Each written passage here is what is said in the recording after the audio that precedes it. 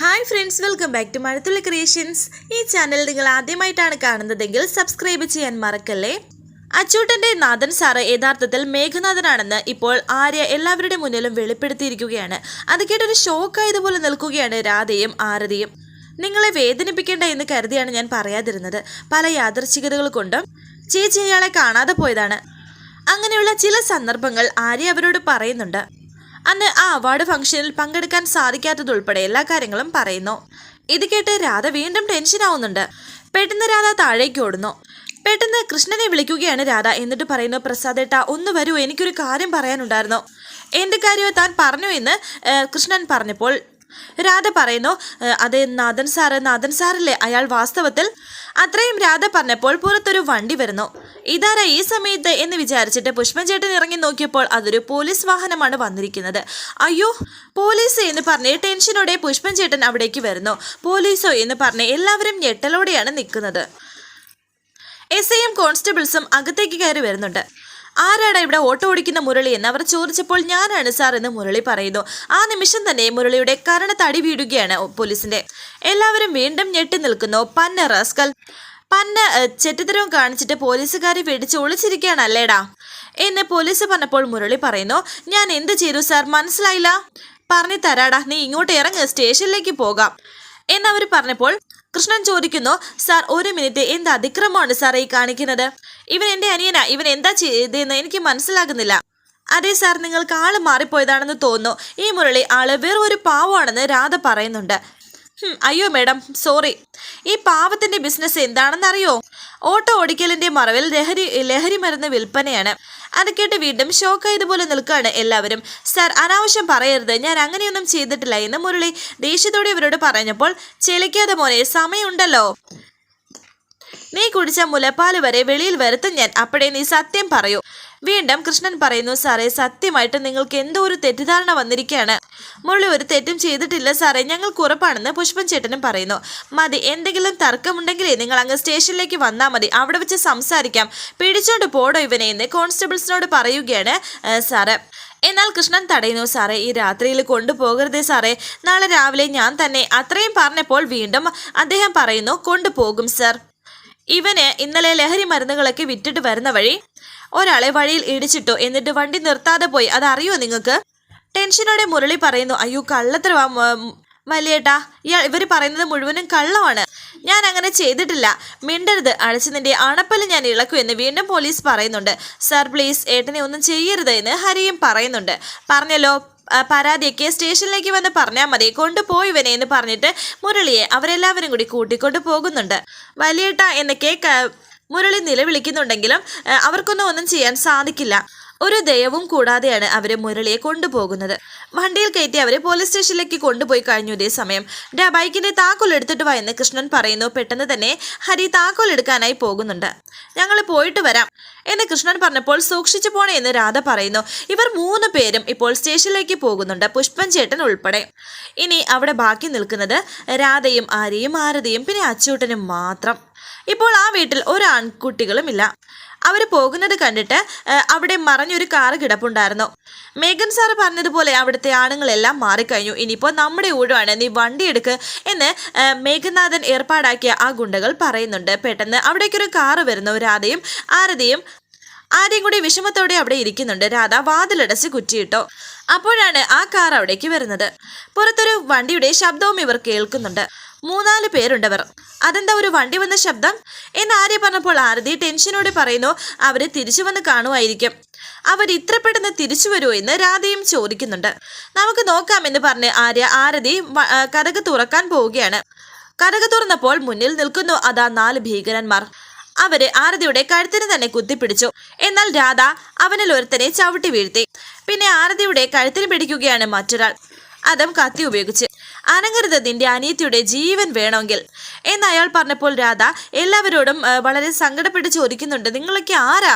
എന്തിനാ ഇവിടെ കയറി വന്നത്? നിന്നെ കൊണ്ടുപോകാൻ മേഘൻ സാറിന്റെ ആളുകളാണ് ഞങ്ങൾ എന്ന് അതിൽ ഒരാൾ രാധയോട് പറയുന്നുണ്ട്. പിടിക്കട അവളെ എന്ന് പറഞ്ഞിട്ട് രാധയെ പിടിക്കാൻ ശ്രമിക്കുകയാണ് അവർ. പുറത്തൊരു കാറും എത്തിയിരിക്കുന്നുണ്ട്. അതിൽ നിന്നും ഒരാൾ വരുന്നു. വന്നത് മറ്റാരുമല്ല, നമ്മുടെ വേണുഗോപാൽ വക്കീല് തന്നെ. അയാളുടെ കയ്യിൽ ഒരു തോക്കുമുണ്ടായിരുന്നു. നേരെ വെടി വെച്ചിടുകയാണ് അതിൽ ഒരാളുടെ കയ്യിൽ. പേടിച്ചിരണ്ട് നിൽക്കുകയാണ് ബാക്കിയുള്ള എല്ലാ ഗുണ്ടകളും. കൈ എടുക്കണം അവരുടെ ദേഹത്തുനിന്ന്. ഇനി ഒരിക്കൽ കൂടി പറയില്ല, നിന്റെയൊക്കെ നെഞ്ചത്ത് വീഴുമ്പോഴേ മനസ്സിലാകും എന്ന് പറഞ്ഞ് ആകാശത്തേക്ക് വെടിവെക്കുകയാണ് വീണ്ടും വേണുവക്കീൽ. അങ്ങനെ 4 പേരും അവിടെ നിന്ന് മാറുന്നുണ്ട്. ഇനി വന്ന പോലെ മടങ്ങി പൊക്കോണം. നിന്നെയൊക്കെ അയച്ചവനോട് പറഞ്ഞേക്ക് അഡ്വക്കേറ്റ് വേണുഗോപാൽ വന്ന് രാധയെ കൊണ്ടുപോയെന്ന്.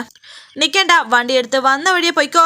പൊക്കോ, ഇനി ഇവിടെ പരിസരത്ത് കണ്ടുപോകരുതെന്നും വേണു പറയുന്നുണ്ട്. അങ്ങനെ വന്നതുപോലെ തന്നെ 4 പേരും തിരിച്ചു പോകുന്നു. നിങ്ങൾ പേടിക്കേണ്ട, ഇത് ലൈസൻസ് ഉള്ളതാണ്. എന്തായാലും ഇങ്ങനെ ഒരു മുൻകരുതൽ എടുക്കാൻ തോന്നിയത് നന്നായില്ലേ? ഇനിയിപ്പോൾ താമസിക്കേണ്ടല്ലോ, പോകാൻ നമുക്കെന്ന് വേണു. എന്നാൽ രാധ പറയുന്നു, ഇല്ല, എനിക്ക് വരാൻ പറ്റില്ല വേണുവേട്ടാ.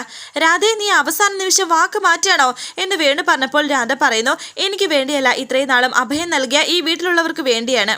മുരളിയെ പോലീസ് കൊണ്ടുപോയിരിക്കുകയാണ്. അതെന്തായെന്നറിയാതെ എനിക്ക് ഇവിടെ നനങ്ങാൻ പറ്റില്ല. നന്ദികേടാവൂ അത്. എന്നാൽ വേണു പറയുന്നു, അതൊരു ഫേക്ക് കേസാണെന്ന് നിങ്ങൾക്ക് ഇതുവരെ മനസ്സിലായില്ലേ? അതിന് പിന്നിലെ ബുദ്ധി കേന്ദ്രം മേഘനാഥൻ തന്നെയാണ്. കാരണം അവന്റെ ആളുകൾ ഇവിടെ വരുമ്പോൾ വീട്ടിലെ ആണുങ്ങൾ മുഴുവനും മാറണമായിരുന്നു. അതിന് തടസ്സങ്ങളില്ലാണ്ട് നിങ്ങളെ ഇവിടെ നിന്നും കൊണ്ടുപോകാൻ. എൻ്റെ ഊഹം ശരിയാണെങ്കിൽ അവര് സ്റ്റേഷനിൽ കുറച്ച് കഴിയുമ്പോൾ വിടും. അതുകൊണ്ട് ആ കാരണവും പറഞ്ഞ് രാധ വരാണ്ടിരിക്കരുത്. നോക്ക്, ഒരു ദേശം മുഴുവനും നിന്നെ കാത്തിരിക്കുകയാണ്. സുഭദ്രാമയെ ഓർത്തെങ്കിലും വന്നേ പറ്റൂ എന്ന് വേണു പറഞ്ഞപ്പോൾ ആ സുഭദ്രാമ പറഞ്ഞ വാക്കുകളെ കുറിച്ച് ആലോചിക്കുകയാണ് രാധ. ആര്യയും ആരതിയും പരസ്പരം ടെൻഷനോടെ നോക്കുന്നുണ്ട്. ആര്യയോടും ആരതിയോടും രാധ പറയുന്നുണ്ട്, പൊയ്ക്കോട്ടെ, നിങ്ങൾ ഇവിടെ നിന്നാ മതി. പോയവരെ ഉടൻ തിരിച്ചു വരും. പെട്ടെന്ന് ആര്യയും ആരതിയും രാധയെ കെട്ടിപ്പിടിച്ച് കരയുന്നുണ്ട്. നിങ്ങളുടെ കണ്ണുനീര് എന്നെ ധൈര്യം കെടുത്തുകയുള്ളൂ. തൃപ്പംകോട്ടെ രക്തമല്ലേ നമ്മൾ, ധൈര്യമായിട്ടിരിക്കെ പോവുകയാണ് ഞാൻ എന്ന് രാധ പറഞ്ഞപ്പോൾ ആര്യ പറയുന്നു, പോയിട്ട് വരാമെന്ന് പറയാൻ. ശരി, പോയിട്ട് വരാമെന്ന് രാധ പറയുന്നു. വരൂ എന്ന് പറഞ്ഞിട്ട് വേണു രാധയെ വിളിക്കുന്നു. ഒന്ന് വീട്ടിലേക്ക് പോലും കയറാതെ വേണുവിന്റെ കൂടെ തന്നെ ഇറങ്ങുകയാണ് രാധ. വിഷമത്തോടെ ആര്യയും ആരതിയും നോക്കി നിൽക്കുന്നു. വേണുവിന്റെ കൂടെ കാറിലേക്ക് കയറി അവർ പോകുന്നുണ്ട്. ഇതേ സമയം മുരളിയെ പോലീസ് സ്റ്റേഷനിലേക്ക് കൊണ്ടുവന്നിരിക്കുന്നു. അവനെങ്ങോട്ട് ഇറങ്ങിക്കൊണ്ട് വാടോ എന്ന് പോലീസ് പറഞ്ഞപ്പോൾ വണ്ടിയിൽ നിന്നും മുരളി ഇറങ്ങുന്നില്ല. അവനെന്താ മടിയാണോ? കഴുത്തിന് പിടിച്ച് എടുത്തോണ്ട് വാടോ എന്ന് ഇൻസ്പെക്ടർ പറയുന്നുണ്ട്. അങ്ങനെ മുരളിയെ പിടിച്ച് വലിച്ചു ഇറക്കുകയാണ്. കൃഷ്ണനും ഹരിയും പുഷ്പൻ ചേട്ടനും സ്കൂട്ടറിൽ ആ നിമിഷം തന്നെ അവിടെ എത്തിയിരിക്കുന്നുണ്ട്. സ്റ്റേഷനിലേക്ക് മുരളിയെ കൊണ്ടുപോകുന്നതിന് മുമ്പ് തന്നെ കൃഷ്ണൻ വന്നിട്ട് പറയുന്നു, സാറേ 1 മിനിറ്റ്. ഇതെന്താ, ഇവിടെ പോലീസ് ക്ലബിലെ പോലീസ് സ്റ്റേഷനിലേക്കല്ലേ കൊണ്ടുപോകേണ്ടത്? ഇൻസ്പെക്ടർ പറയുന്നു, അത് നീ തീരുമാനിക്കേണ്ട. പ്രതി എങ്ങോട്ട് കൊണ്ടുപോകണമെന്നേ എനിക്കറിയാം. എന്താണ് ഇവിടെ പ്രശ്നം എന്ന് മുകുന്ദനുണ്ണി ചോദിക്കുന്നുണ്ട്. എന്താണോ ഇവിടെ ഒരു തർക്കം എന്ന് ചോദിക്കുന്നുണ്ട്. സാർ, നമുക്ക് കിട്ടിയ ചില രഹസ്യ വിവരങ്ങൾ അനുസരിച്ച് ഒരു പ്രതിയെ നമ്മൾ അറസ്റ്റ് ചെയ്ത് കൊണ്ടുവന്നിരിക്കുന്നു. മുകുന്ദനുണ്ണി മുരളിയെ കണ്ടിട്ട് പറയുന്നു, കണ്ടിട്ട് ആളൊരു പാവമാണെന്ന് തോന്നല്ലോടോ. എന്താ ഇവൻ ചെയ്ത തെറ്റ്? സാർ, ഇവനൊരു ഓട്ടോ ഓടിക്കുകയാണ് സാർ എന്ന് ഇൻസ്പെക്ടർ പറഞ്ഞപ്പോൾ മുകുന്ദനുണ്ണി പറയുന്നു, അതൊരു തെറ്റാണോ? അയാൾ ഒരു ജോലിയല്ലേ ചെയ്യുന്നത്? ഓട്ടോ ഓടിക്കൽ ഒരു മറവ് മാത്രമാണ് സാർ. ലഹരി വിൽപ്പനയാണ് മെയിൻ എന്ന് ഇൻസ്പെക്ടർ പറഞ്ഞപ്പോൾ മുരളി പറയുന്നു, വെറുതെയാണ് സാറേ, മനസ്സാവാച ഞാൻ ഒരു തെറ്റും ചെയ്തിട്ടില്ല. പ്രതി അങ്ങനെയല്ലേ പറയൂ സാർ. എവിടെയോ ലഹരി മരുന്നുകൾ കൊടുത്തിട്ട് വരുന്ന വഴി ഇവനൊരാളെ ഇടിച്ചു വീഴ്ത്തി, എന്നിട്ട് നിർത്താതെ ഓടിച്ചു പോയി. CCTV തെളിവുണ്ടതിൽ എന്നും ഇൻസ്പെക്ടർ പറഞ്ഞപ്പോൾ മുരളി പറയുന്നു, കള്ളക്കഥയാണ് സാറേ. ഞാൻ ഈ സാറിനോട് എന്ത് തെറ്റ് ചെയ്തെന്ന് എനിക്കറിയില്ല. മുഴുവൻ കള്ളക്കഥയാ പറയുന്നത്. മുകുന്ദൻ പറയുന്നു, ശരി, നിങ്ങൾ അവന്റെ കൂടെ ഉള്ളതാണോ എന്ന് ചോദിക്കുന്നുണ്ട് കൃഷ്ണനോടൊക്കെ. ഞാൻ ഇവന്റെ ചേട്ടനാണ്. ഇതുവരെ എൻ്റെ അനിയൻ ഒരു തെറ്റും ചെയ്തിട്ടില്ല സാറേ. ഞങ്ങളുടെ വീട്ടിലേക്ക് കയറി വന്ന് അതിക്രമിച്ച് കൊണ്ടുവന്നതാ സാർ എന്ന് ഹരിയും പറയുന്നുണ്ട്.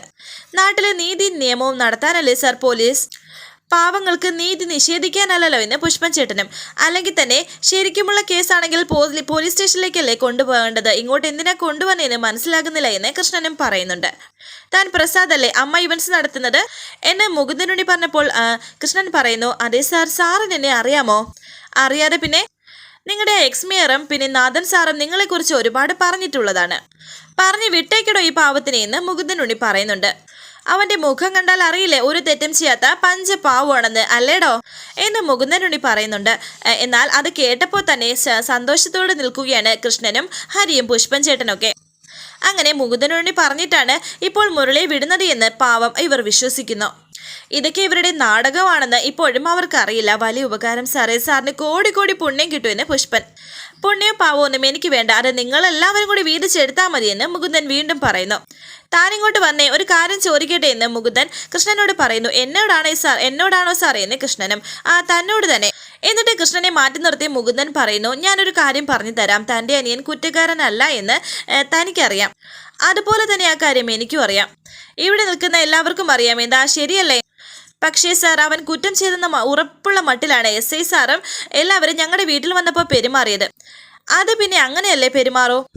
ഈ കീ കൊടുത്തുവിട്ട പാവകൾ എന്ന് കേട്ടിട്ടില്ലേ? ആ അവസ്ഥയാണ് അവർക്ക്. എനിവേ, ആ സാഹചര്യം കഴിഞ്ഞു. തൻ്റെ വീട്ടുകാരെ ഇനി ഇവിടെ നിൽക്കണ്ട, അവരോട് തിരിച്ചു പോകാൻ പറ. തന്നോടാണ് സംസാരിക്കാനുള്ളത്. ഈ പോലീസുകാരോ കീ കൊടുത്തു വിട്ടതെന്ന് അതൊരു രഹസ്യമാണ്. അവരെ പറഞ്ഞുവിട്. തന്നെ ഉടനെ നോക്കണ്ടെന്ന് പറഞ്ഞേക്ക്, എത്ര താമസിച്ചാലും എന്നൊക്കെ മുകുന്ദനോടി പറഞ്ഞപ്പോൾ ടെൻഷനോടെ സർ എന്ന് വിളിക്കുകയാണ് കൃഷ്ണൻ. എന്താ, തനിക്കെന്നെ വിശ്വാസമില്ലേ? ഒരു ജാമ്യ കടലാസ് പോലും ഇല്ലാണ്ട് തൻ്റെ അനുജനെ വെടിയിപ്പിച്ചവനാണ് ഞാൻ, അത് മറക്കരുത്. അതെ സാർ, എനിക്ക് സാറിനെ വിശ്വാസമാണ് എന്ന് കൃഷ്ണൻ. എങ്കിൽ പിന്നെ ചെല്ല്, ഞാൻ പറഞ്ഞു തരാം ആ രഹസ്യം എന്താണെന്ന് എന്ന് മുകുന്ദൻ പറയുന്നുണ്ട്. എന്നിട്ട് അവർ 4 പേരെയും 3 പേരെയും മാറ്റി നിർത്തിയിട്ട് ഉണ്ടായ കാര്യങ്ങൾ അവരോട് പറയുന്നുണ്ട്. യഥാർത്ഥത്തിൽ കൃഷ്ണനെ കാത്തിരിക്കുകയാണ് മേഘനാഥൻ. തുടർന്ന് ഇവർ 3 പേരും വീട്ടിലേക്ക് ആ സ്കൂട്ടറിൽ തന്നെ പോയി. ഇനി സാറിന് എന്താ പറയാനുള്ളതെന്ന് കൃഷ്ണൻ ചോദിക്കുന്നു. അകത്തേക്ക് വാ, രഹസ്യങ്ങൾ പൊട്ടിക്കേണ്ടത് രഹസ്യമായിട്ട് തന്നെയാണ്, പരസ്യമായിട്ടല്ല എന്നും ബാക്കിയുള്ള എല്ലാ കോൺസ്റ്റബിൾസിനെയും ഇൻസ്പെക്ടറിനെയും പറഞ്ഞു വിടുകയാണ് മുകുന്ദൻ. എന്നിട്ട് കൃഷ്ണനെ അകത്തേക്ക് കൂട്ടിക്കൊണ്ടു പോകുന്നു. അവിടെ മേഘനാഥൻ കാത്തിരിപ്പുണ്ട്. പ്രസാദെ, ഇവിടെ ഞങ്ങൾ കൊടും കുറ്റവാളികളെ കൊണ്ടുവന്ന് അല്പം ചില തല്ലും തലോടലും ഒക്കെ കൊടുത്തിട്ട് ക്വസ്റ്റ്യൻ ചെയ്യുന്ന ഏരിയയാണ്. ഇവിടെ ഈ സെറ്റപ്പിൽ തന്നെ നിന്നെ ഒന്ന് മുഖാമുഖം കിട്ടണമെന്ന് കനത്ത ഒരു VVIPയുടെ ഒരു ആഗ്രഹമാണ്. സത്യം പറഞ്ഞാൽ ഞാനും ആ SIയും ഈ കണ്ട വേഷം മുഴുവനും കെട്ടിയത് ഇതിനു വേണ്ടിയിട്ടാണ്. നിങ്ങൾ 2 പേരെയും ഇങ്ങനെയൊന്ന് കൂട്ടിമുട്ടിക്കാനെന്ന് മുകുന്ദൻ പറഞ്ഞപ്പോൾ കൃഷ്ണൻ ഒന്നും മനസ്സിലാകുന്നില്ല. അപ്പോൾ കൃഷ്ണൻ ചോദിക്കുന്നുണ്ട്, സാർ എന്താ ഈ പറയുന്നതെന്ന്. തൊട്ട് മുന്നിൽ മേഘനാഥൻ ഒരു സിഗരറ്റ് വലിച്ചുകൊണ്ടിരിക്കുന്നുണ്ട്. എൻ്റെ കാര്യം തന്നെയെന്ന് മേഘനാഥൻ പറയുന്നു. നാഥൻ സാറോ എന്നെ മേഘനാഥനെ കണ്ടപാടെ കൃഷ്ണൻ ചോദിക്കുന്നുണ്ട്.